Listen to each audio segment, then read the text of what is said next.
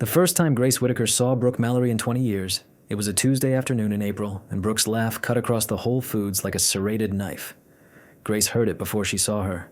That old, bright trill, the one that used to bloom behind her in lecture halls and dorm hallways, followed by the sing-song, Gracie, stretched like gum. She kept her hands on the tomatoes, Roma a little underripe, and made herself look up calmly, like you might glance at a passing ambulance you're not in. Gracie Whitaker, Brooke said, as if discovering a celebrity hiding in produce. She was tanned and taut, carrying a basket with ferns drooping over a block of Parmigiano. "Oh my God, you look professional." Grace smiled with the back of her teeth. "Hi, Brooke." She wore her work blazer, a navy one, and she was conscious of the pin at the lapel, the seal of the Massachusetts Attorney General's office. People's eyes always went to the seal. It was part of the job. Brooke crooked her head. "I heard you're with the AG now. Fancy. I tell people I knew you in college and they're like, no way." She laughed again. "We thought you were going to be a poet or a barista." "Surprise," Grace said. Her phone buzzed in her tote. Michael, again. She ignored it. Brooke reached into Grace's cart like they were sharing groceries. "Are those San Marzano?" "For sauce?" "Chili," Grace said. "It's my turn for the neighborhood potluck." Brooke lit up. "Suburban mom life." "I'm hosting a little thing in 2 weeks. Friendsgiving in spring, can you imagine? You should come. Michael would love it." Grace blinked once. "You know Michael?" "Oh, everyone knows Michael," Brooke said, the words sliding like an ice cube. What's the word? Gregarious. He's in my husband's fitness thing.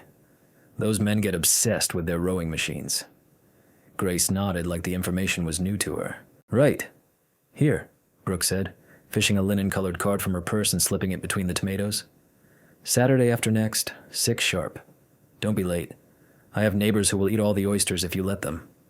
The card smelled faintly of gardenias. The print was raised, slightly old money. Grace looked at her cart, then at Brooke's face. It was the same face from sophomore year, just varnished. Cheeks sleek, eyes bright, a little hunger tucked at the corners. Grace had once written a paper about eyes like that. Predatory mimicry. But the professor had returned it with less melodrama, more data. 2 hours later, in her kitchen in Somerville, she diced onions with the methodical patience of a lab tech and listened to the voicemail. Michael's voice spilled out, big and cheerful. "Hey, honey. Got a late session with Owen. Row house drama. Don't wait up. I'll grab something after. Love you." He always said love you like a coin he'd flipped in her direction. Grace scraped onion into the pot and thought of college. They had called her Gracie Mouse then, not because she was small, she wasn't, but because she moved quietly through rooms, startling people simply by existing. She'd learned from that, the power of quiet. You could collect whole lives in silence. In the living room, the television murmured a local news segment about a busted contractor. Grace watched from the doorway as she stirred.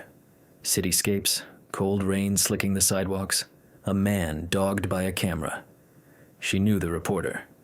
They'd emailed last week about a case where grant money had gone missing and then appeared again as a wake boat on Lake Winnipesaukee. Her phone pinged. A motion alert from the front door camera, the ring Michael had insisted on. "For packages," he'd said, the first time he framed it, smiling in that small way that meant the decision was already made. Grace tapped the notification and saw a slice of her front porch and, impossibly, part of someone's elbow disappearing out of frame. Odd. She rewound. A hand. A wrist with a tattoo she didn't recognize. The seam of a leather jacket. Then the door opening. Her door. And Michael's voice. Soft. The way water is soft and floods your house anyway. "Babe," he whispered. He never called her that. Grace watched the clip twice more, then hit download and sent it to her own cloud drive. Then she put her phone face down beside the cutting board and chopped garlic so fine it almost wept. That night, he came home at 10:42, cheeks flushed, hair damp from the mist. He tried to sneak, badly. Grace had left the chili on low, the kitchen warm and humid. He shrugged off his jacket like a guilty teenager and stopped when he saw her. "You're up." "I forgot to add salt," she said, tasting the chili and not looking at him. I'm trying to decide if it wants kosher or Malden. He grinned because this was their language, her fussy, precise cooking, his big appetite. Chili wants kosher, he said, reaching around her to grab a spoon. His arm grazed her shoulder. He smelled like rain and someone else's expensive perfume. Grace tipped a pinch of salt into her palm and let it fall like glitter into the pot. We got invited to a thing, she said lightly. Brooke Mallory. Do you remember her?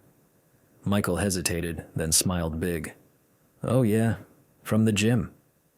She invited us, Grace said, not quite a question. Yeah, he said too quickly. I told her we're slammed. She invited me, Grace said, stirring, and listened to the pause scrape against his throat. Right, he said. Right. In bed, he fell asleep on his back like a satisfied animal. Grace lay awake and watched the neon digits on the nightstand climb through the hours. Twice she got up. Once to put the leftover chili away, pressing plastic against the bowl. Once to open her laptop at the dining table and pull up Brooke's Instagram, which was aggressively public and aggressively curated. She scrolled until her eyes hurt. Parties, yard lanterns, a brindled dog named Chief, and Michael in the background of a boisterous 4th of July, lifting a Boylan's root beer with men who all looked alike. Brooke's husband Owen was in the center, handsome in a catalog way. In the comments, Brooke and Michael's banter was clipped, friendly, inside baseball. Nothing explicit. Nothing that would stab you. Grace clicked on Brooke's stories. There was one from last Saturday, a quick pan of someone making Negronis. A ringed hand placed an orange peel on the rim, close to the camera. A queer little tattoo scrolled up the wrist, familiar from Grace's porch clip, a small line of cursive. Still hungry. Grace closed the laptop and rested her hand on the wood until her pulse slowed. Her slow burns had always been slow. It was both her flaw and her gift. Grace did not follow Brooke's invitation exactly. She did not follow it. She bought oysters that afternoon because she would never show up empty-handed anywhere, and she made mignonette the way her father had done. Apple cider vinegar and crushed red pepper and a pinch of sugar, whisked until it blushed. She wore jeans and boots and a gray sweater so soft people always asked to touch it. She put her hair in a knot. She tucked the ring clip in an encrypted folder, the password written in her head like a psalm. Brooke's house was one of those Newton colonials with a crooked smile. Hydrangeas mounded against the porch like gossiping ladies. Music thumped inside, the kind of playlist designed to sound spontaneous and expensive. Grace waited until a couple walked up behind her so she could drift in with them unnoticed. She set the oysters on a table already crowded with charcuterie boards and a chandelier's worth of wine glasses. A woman in a lemon-yellow dress squealed, "I love your sweater," and Grace said, "Thanks, Target," and watched the woman recalibrate. Michael was at the bar, of course. He had one hand around a glass and the other resting on someone's lower back.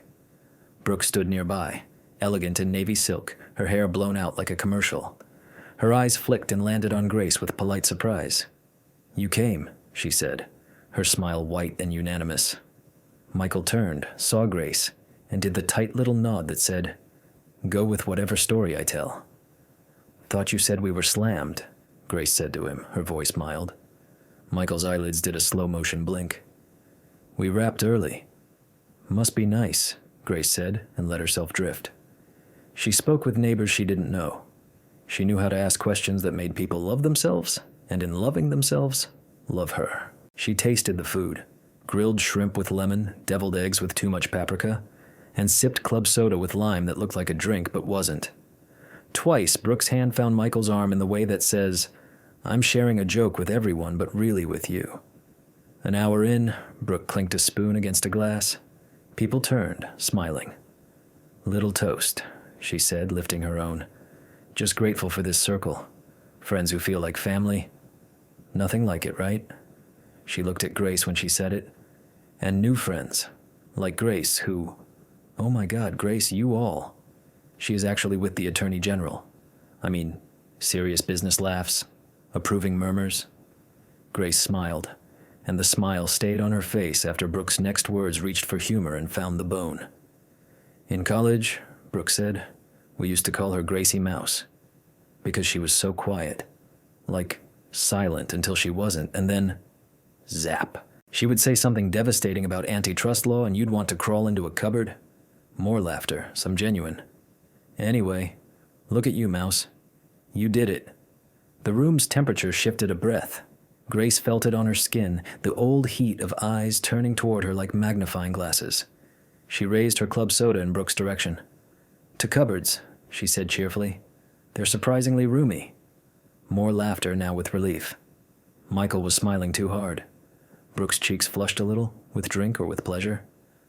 I love you, she said to the room, and the room loved her back. Grace ate 3 more shrimp and decided she had what she needed. She circled the house once and excused herself to the bathroom upstairs because upstairs bathrooms keep better secrets. In the hall, a gallery wall displayed Brooke and Owen's lives in frames. Charity galas, lake house, golden child. Grace paused by a black and white photo of Brooke and Michael at some 10K. It was nothing, an arm thrown around a shoulder. But their faces were turned toward each other in the way that says the photographer was not the point. The bathroom smelled like bergamot. Grace washed her hands, and because she was that person now, because the casework had trained her to see and to keep seeing, she examined the mirror. Bluetooth-enabled, smart. The little shelf under it held a ceramic dish with rings, their house rings, and a portable drive the size of a thumb plugged into the wall. The drive had a green light. A backup, she thought, and felt a low, steady hum start behind her ribs. She listened at the door. Footsteps and laughter far away. She unplugged the drive and slipped it into her boot, where the leather hugged her ankle. She wiped the dish with the edge of a washcloth until it squeaked. She opened the door, smiled politely at the hallway, and went back downstairs to say warm goodbyes, which Brooke accepted like alms. Outside, the air had turned sharp and honest, the way it gets after drops of rain that never became a storm. Grace got in her car and sat there with her hands on the wheel. She thought of freshmen in dorms and whispers that followed like tales. She thought of the professor who'd called her melodramatic. She thought of legal definitions. Consent. Expectation of privacy. Chain of custody. She thought of cruelty as a habit, not an act. She started the car and drove home like a person with nothing on her mind but the road. It was not the ring clip that ruined Grace's life, at least not at first. It was the text she sent herself at 1:13 a.m. from Michael's phone. A note from Brooke with a heart and an address. Grace had taken it while he slept, his face slack, and sent it to her email. It was a plain little text. It was the opposite of melodrama. It was enough. She began with small preparations, the way you begin a stew, mise en place. She set up a private email not linked to her name. She transferred money from a joint account into a savings account in her own name. Modest, unremarkable amounts that wouldn't jar the monthly rhythm. She made copies of documents like a church mouse stealing communion wafers. She called her friend Ava, who had once been a public defender and now did the kind of law that keeps hospitals out of trouble.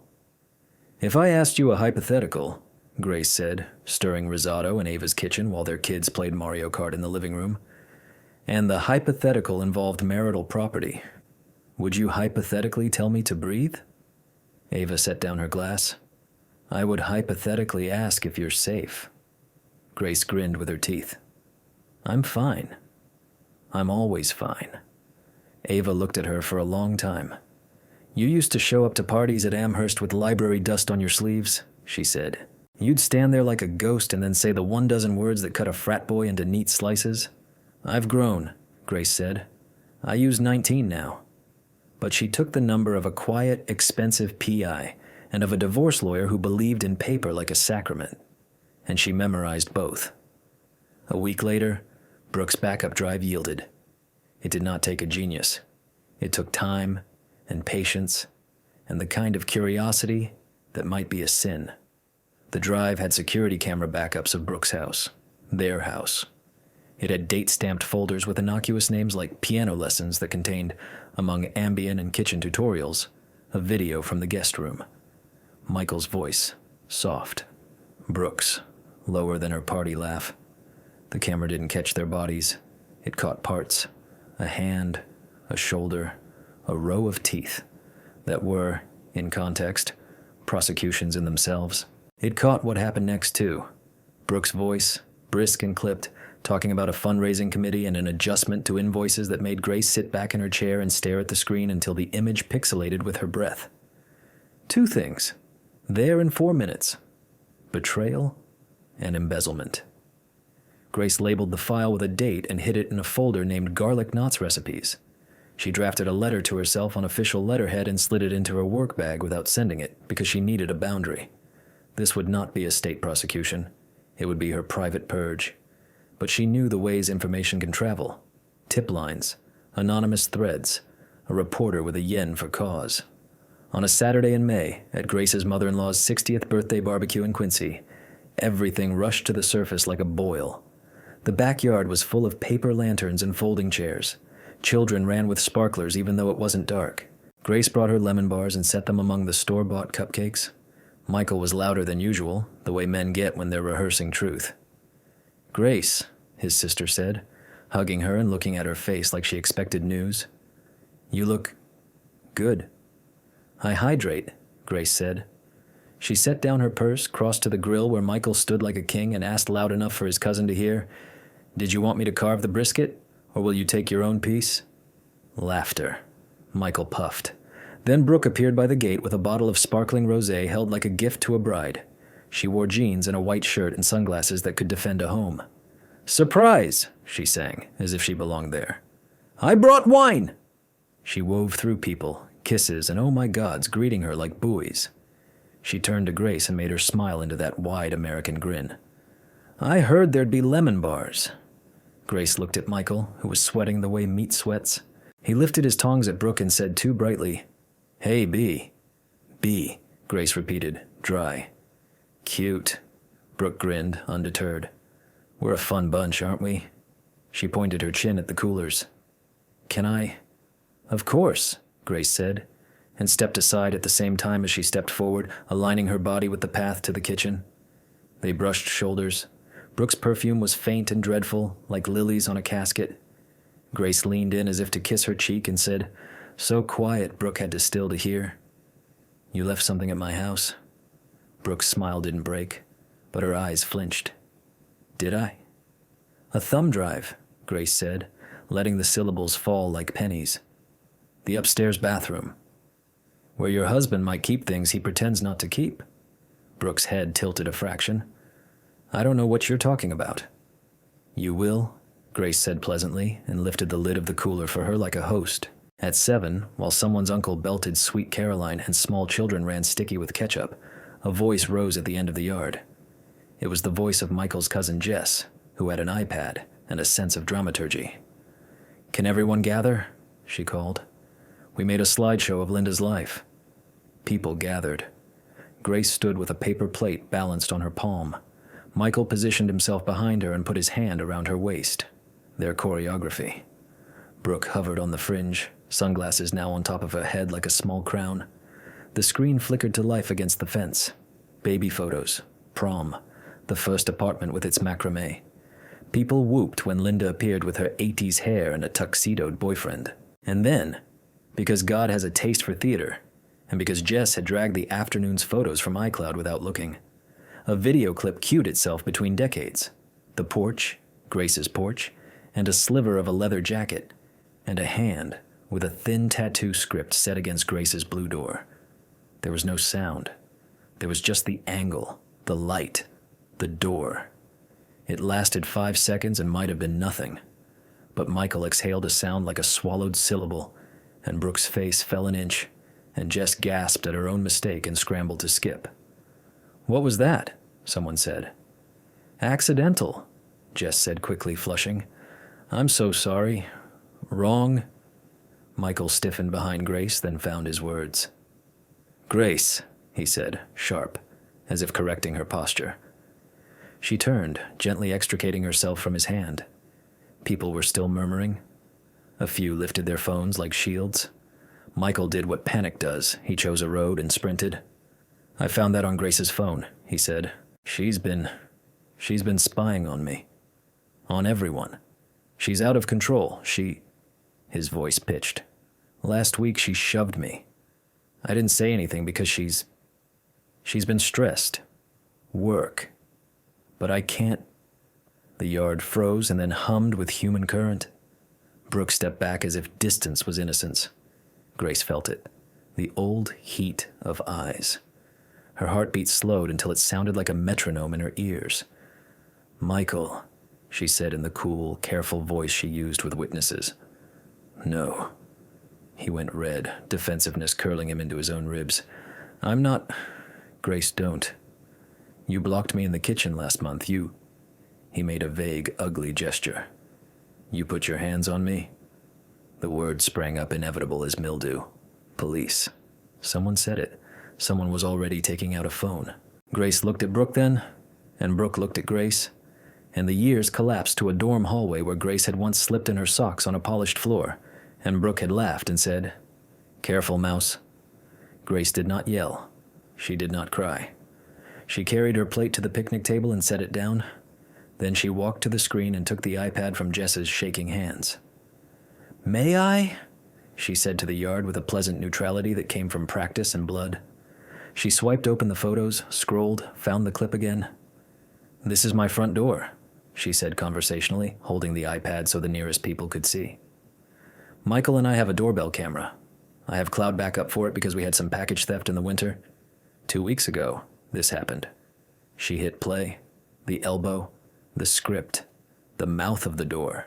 Gasps, whispers. Someone said, "Geez." "Michael has a key and a passcode," Grace said. "So when this pinged my phone at 7:12 p.m., I thought it was him. The second ping was at 8:03. She scrolled to the second clip. The same elbow, the same tattoo, the door again.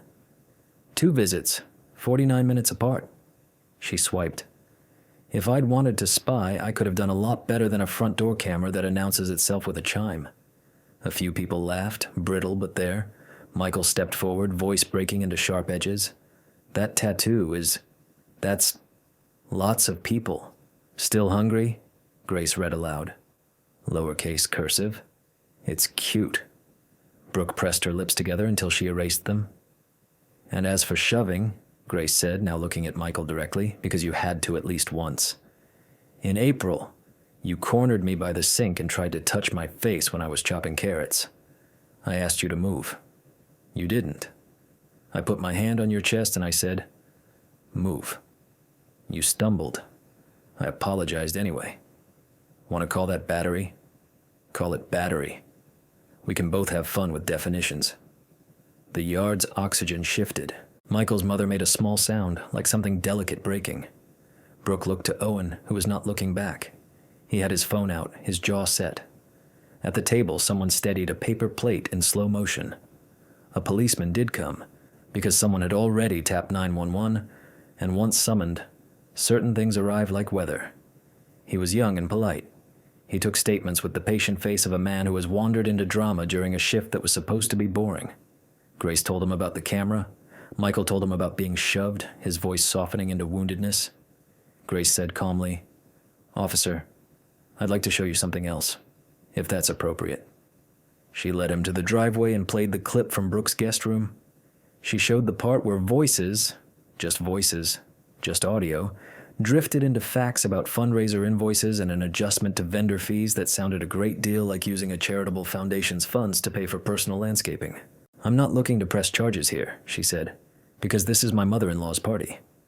I am, however, requesting that my husband leave with his sister tonight so we can talk in the morning with counsel."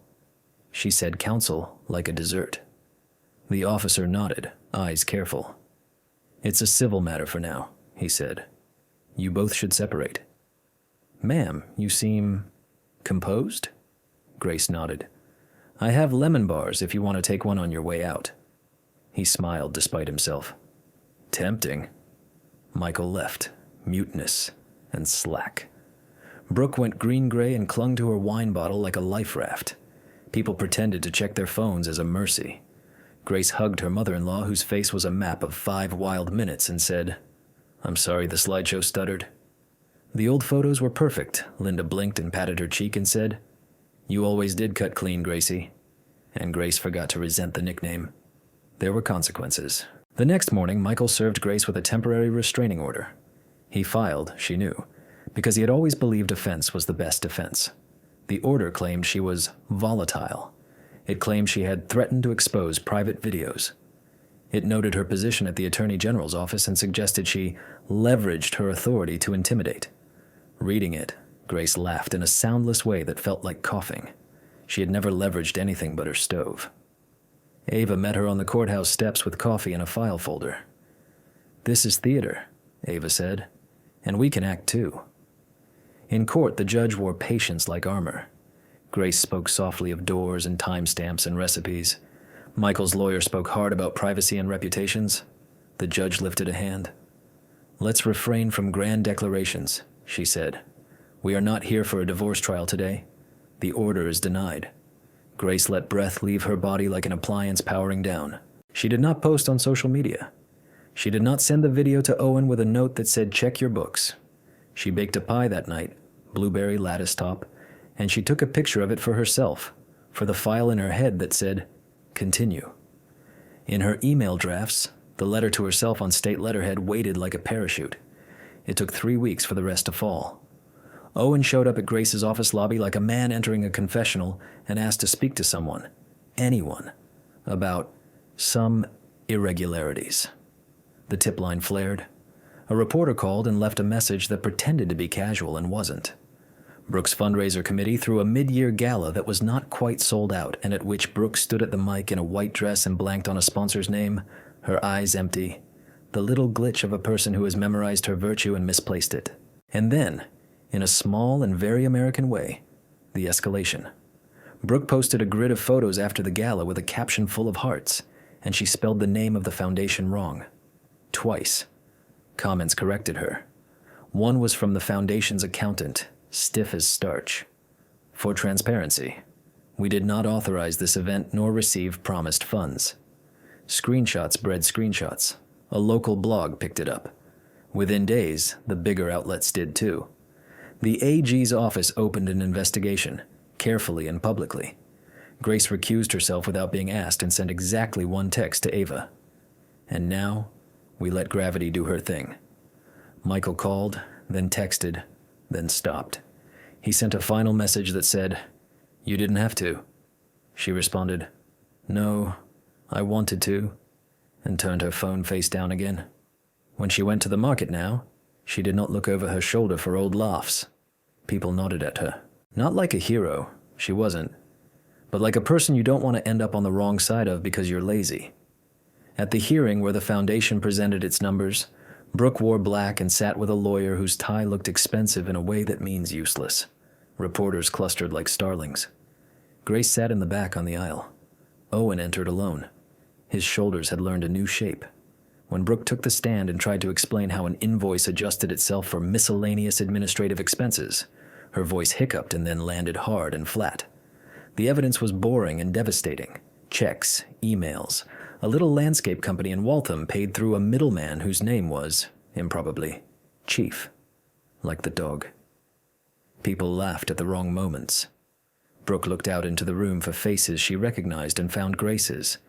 Something in Brooke's mouth trembled, then steadied. Afterward, in the courthouse hallway, Brooke stepped toward her like a person in a hotel corridor who can't quite find her room. "You did this," she said. No question. Grace considered, then shook her head lightly. "You did this." I just let light in Brooke's throat worked. For a second, the old Brooke appeared, the girl who breathed other people's air like it was hers to take. Then she deflated. "We were kids," she said, and it was the wrong thing to say. "Me too," Grace said. "You always forget that part." Brooke's laugh was soundless and brief. "You always were theatrical." Grace smiled in a way that did not show teeth. "Less melodrama," she said softly. "More data." Brooke's mouth opened, then closed. She turned and walked away with her spine stiff, the posture of someone who has been taught since birth how to exit any room without running. Michael did not come to the hearing. He texted again 2 days later, a sentence with no punctuation. "I'm sorry I panicked." Grace read it, ate a slice of toast with salted butter over the sink, and wrote back, "Me too," and meant, "I'm sorry for the years I pretended not to be who I am." Summer rolled into the kind of Boston August that tastes like coins. Grace's divorce lawyer sent documents thick as Sunday newspapers. Her mother-in-law sent her recipes clipped from magazines with notes in the margins. Ava questioned her with kindness like a surgeon. The case against Brooke ripened into a plea, because that is what such cases do when daylight is relentless. One night, in the quiet of her kitchen, Grace roasted a chicken with lemons and thyme. The house smelled like a place no one would leave without regret. She set the table for one and, on impulse, placed a second plate across from her. She poured a glass of wine and drank half of it and then poured the rest into a jar for stock. Outside, her neighborhood did its summer sounds. Clinking, a dog barking, bicycles freewheeling home. After dinner, she took a walk along the Charles, where the light falls into the water in a way that makes you forgive cities. She thought about a story she once told herself, that life's punishments and rewards arrived as packages from a distant, indifferent company. Now, she thought, maybe we are the company. Maybe the best you can do is keep the books honest, write down what goes where, correct the errors when you find them. On the way back, a group of college kids passed her, laughing too hard, peacocking. One of the girls stumbled, slipped on the river's damp concrete, and went down in a quick skid. Her friends stopped, concerned and giggling, then lifted her, dusted her off, and the girl said, "I'm fine," in a voice that meant she would be, eventually. She caught Grace's eye and rolled her own. Grace smiled back. She did not say, "Careful, mouse." She let the girl have her own name. At home, Grace washed the roasting pan with a sponge until it squeaked. She labeled the stock, dated it in neat block letters, and slid it into the freezer. Her phone buzzed on the counter. A notification about a calendar event she had forgotten. Friendsgiving in spring. She swiped it away. In bed, the fan moved the air like someone thoughtful opening and closing a door. Grace folded her hands on her stomach like a person in a painting and said, "Tomorrow," out loud, for no one but herself. Then she slept the way you sleep after a very long run, steady, dreamless, the muscles deciding finally to unclench. In the morning, she woke to rain. The honest kind, not the kind that hangs around pretending. She drank coffee by the window and watched the hydrangeas in the neighbor's yard sag like tired party guests. She thought of Brooke's laugh, and Michael's hand on her waist, and the first apartment's thrift store plates. She let herself feel the small grief of it all, like holding a warm cup too long. Then she set the cup down, laced her boots, and went to work. The city smelled of wet paper and bakery sugar. On the train, people avoided each other's eyes in the way that is just shyness, not cruelty. Grace looked at the window's black gloss and caught her reflection, older than the mouse, sharper than the girl, the face of a woman who had stood in the yard and spoken like a person who could live with herself. She lifted her chin experimentally and laughed once, short and private, at the sight of it. At Park Street, she rose with the crowd and let herself be carried, up the stairs, into the damp light, toward a day that would be, of all things, ordinary.